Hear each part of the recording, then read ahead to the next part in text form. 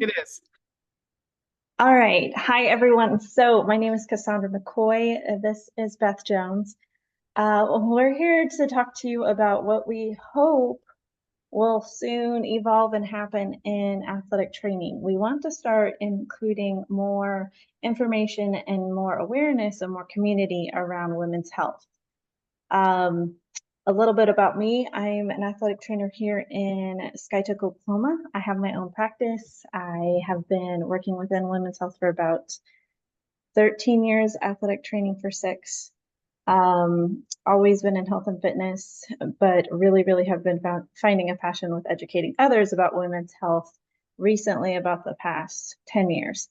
And so I am excited because I have been having a lot more of you guys reach out to me about how I got into this space, what I've been doing with it, maybe the potential of you guys moving into this space.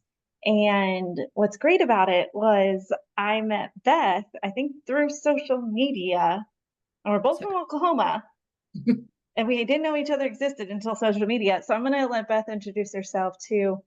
Just a quick little bit about her because she's amazing. She's going to be helping me with this as well. So Beth, take it away.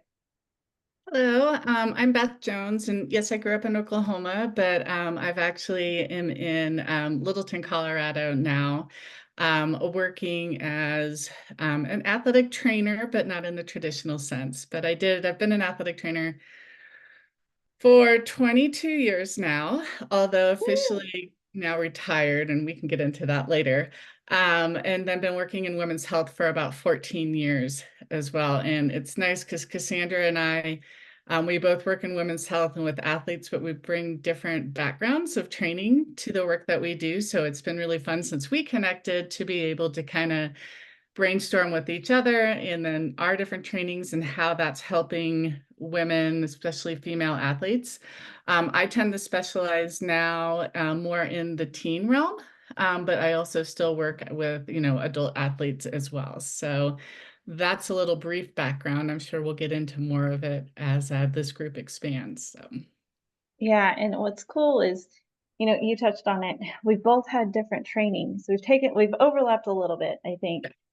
But because there's never been something that's been formally for, athletic trainers discussing what we do and how it incorporates women's health and the potential to leverage that.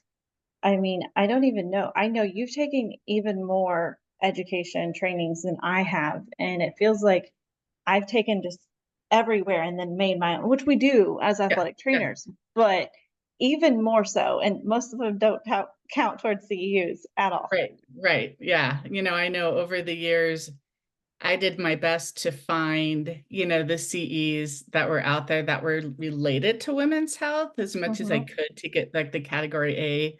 But, most of what I've done is gone under category D, and that's Yep. like a mere fraction of what I could have claimed. Yeah, you max out on that, and then you have bonus points in life from that. And then, Yeah, you still have to make it up for the others. But our exactly. goal with this group is because we want to start the conversation about how many of us have the potential to really make a mark with knowledge of women's health in our profession. And with everything, I think pelvic floor has definitely exploded.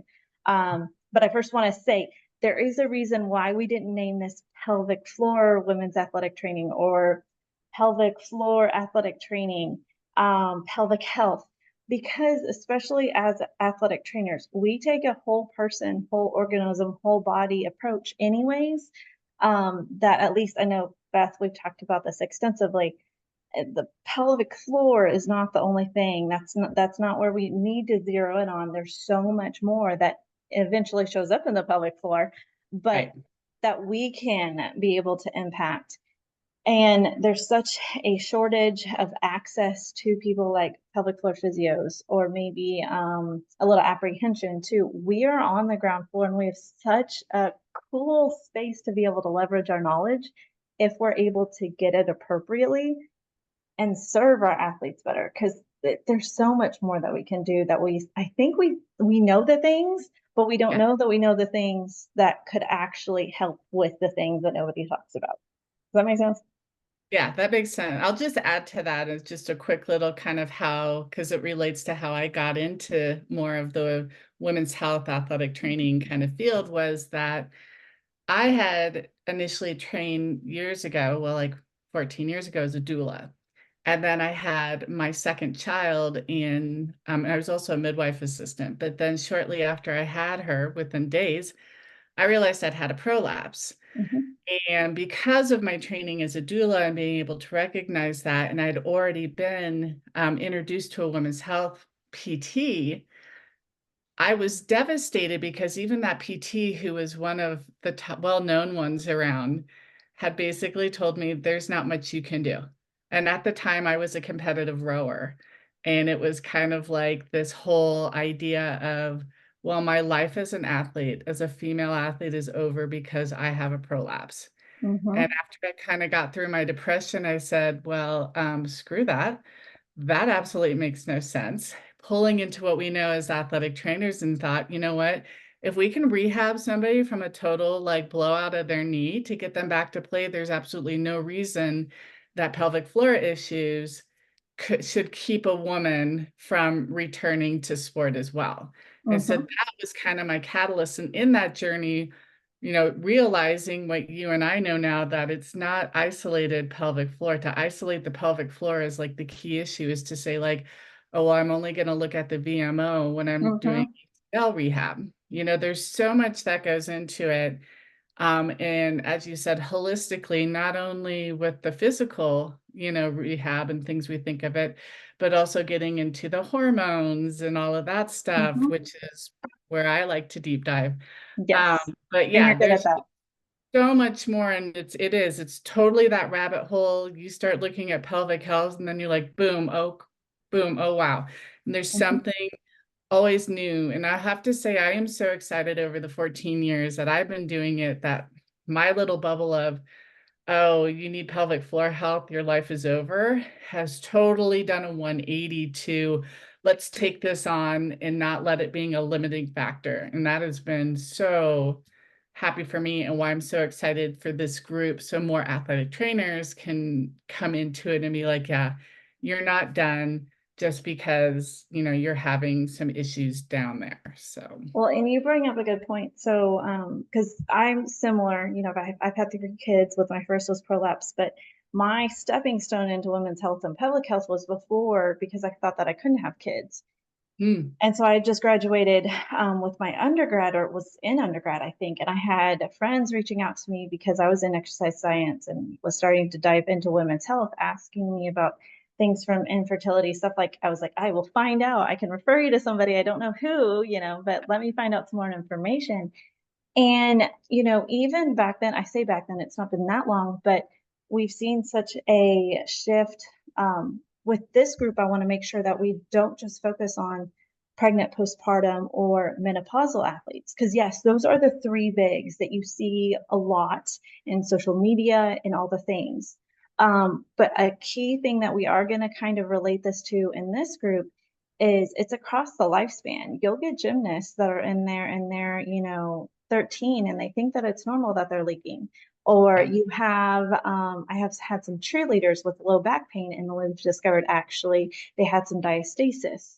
Obviously, never had kids, but it impacts across the board. And then, even though this is women's health, I've also helped men, and then suddenly they don't have prostate pain. Or, there's like, it doesn't just apply in these sometimes isolated bubbles that you see in media and talked about more profoundly. I'm hoping that we will dive into things where we see that it's not just for the pregnant athlete, it's not just for the postpartum mom, it's not just for the masters athlete, which it is for them too. And we Yeah. have an extra special skill set that takes them to that level, not just to being able to, walk around, not, sneeze, cough. No, we're talking about, we're going to be running, we're going to be doing plyo, stuff like that. We have that special skill that I think is unique to athletic trainers, but also it's across the board.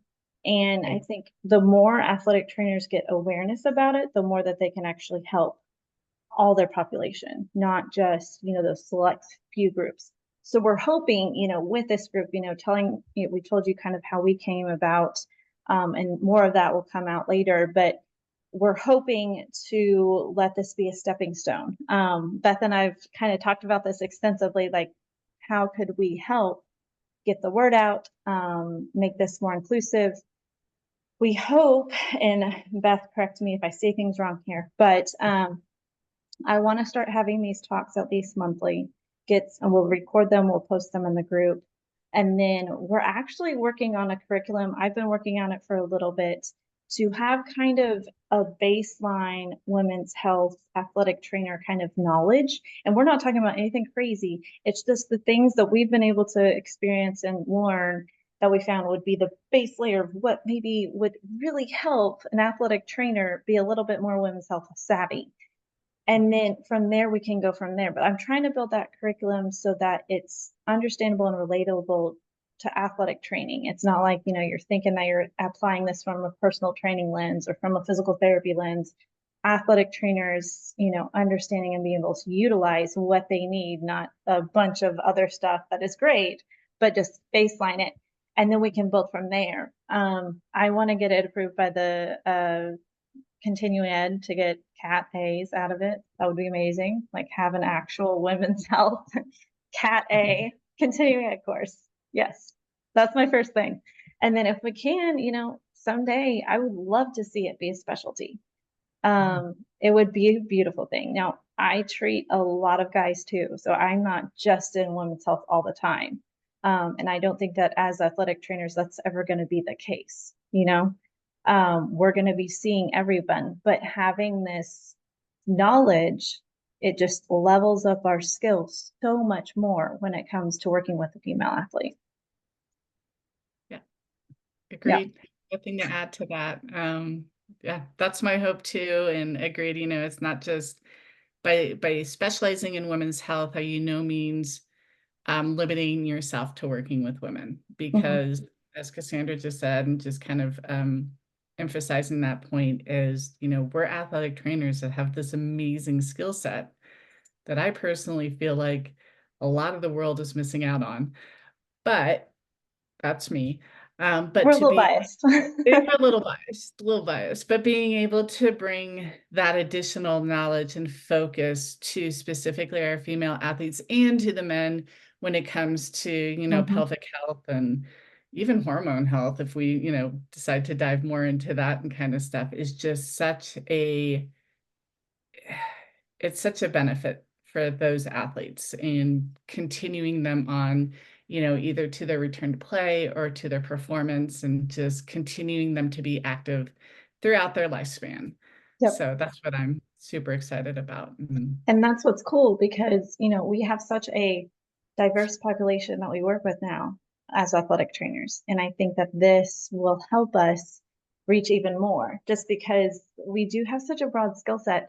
And I think sometimes we forget that, like we kind of, we maybe know it, but then we don't flex it. And I think that this will help us flex that muscle and extend our profession. So anyways, we just wanted to record this to you, get this in your hands.